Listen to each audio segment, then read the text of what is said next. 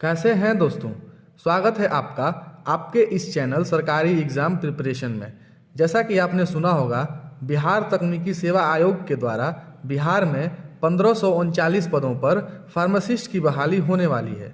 तो दोस्तों, इस वीडियो में हम जानेंगे या यूँ कहूँ तो समझेंगे कि इसकी सच्चाई क्या है।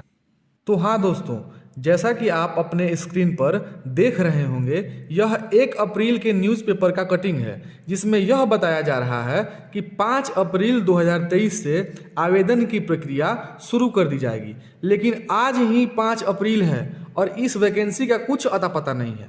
मुझे तो लगता है कि हमें अप्रैल फुल बना दिया गया। और दोस्तों, ऐसा सिर्फ इस बार नहीं हुआ है, या यूं कहें तो एक बार ही नहीं हुआ है। 2 जनवरी 2023 को भी ये खबर अखबार में छपी थी कि 12 जनवरी से आवेदन की प्रक्रिया शुरू हो जाएगी।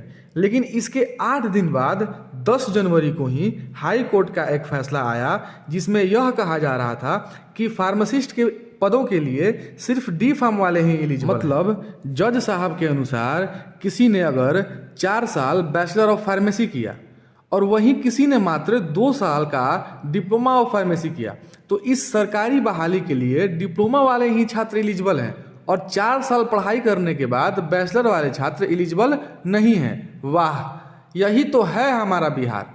मुझे इस बात के लिए माफ़ करिएगा, लेकिन जज साहब के इस फैसले के बाद मैं तो ये सोच रहा हूँ कि जज साहब ने कौन से ब्रांड का फूका था भाई। खैर, हाई कोर्ट के इस आदेश के बाद बी फार्म के छात्रों ने बी फार्म को भी इस बहाली में शामिल करने की मांग के लिए मौन रैली निकाली, क्योंकि बिहार स्वास्थ्य विभाग के ही 2017 में निकाले गए फार्मासिस्ट के बहाली के सूचना के अनुसार बी फार्म वाले भी इसमें एलिजिबल थे और वो भी फॉर्म भर सकते थे। और हुआ कुछ ऐसा कि 12 जनवरी 2023 को ही बिहार तकनीकी सेवा आयोग की ओर से एक और नोटिस आया, जिसमें यह बताया गया कि आवेदन की प्रक्रिया को अगले आदेश तक स्थगित किया जाता है। अब उसके 3 महीने बाद फिर वही बहाली अखबार में प्रकाशित हुई है कि 5 अप्रैल 2023 से आवेदन की प्रक्रिया शुरू की जाएगी। और आज 5 अप्रैल ही है, लेकिन आवेदन का कुछ पता नहीं है। और मज़ेदार बात तो यह है कि बिहार में 2021 से ही, मतलब 1.5 साल से ही बिहार फार्मेसी काउंसिल के द्वारा निबंधन मतलब रजिस्ट्रेशन और रिन्यूअल का कार्य ही नहीं किया जा रहा है, जिसके वजह से काउंसिल में रजिस्ट्रेशन के लिए लगभग 4500 आवेदन पेंडिंग हैं।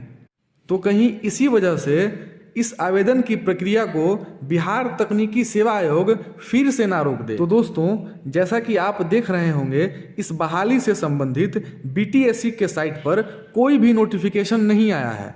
जैसे ही कोई नोटिफिकेशन आएगा, मैं तुरंत ही वीडियो बना दूंगा। तो दोस्तों, अगर इस वीडियो के माध्यम से आपको कुछ जानने या सीखने को मिला है, तो प्लीज़ इस चैनल को सब्सक्राइब कर दीजिए और मिलते हैं आपसे अगले वीडियो में।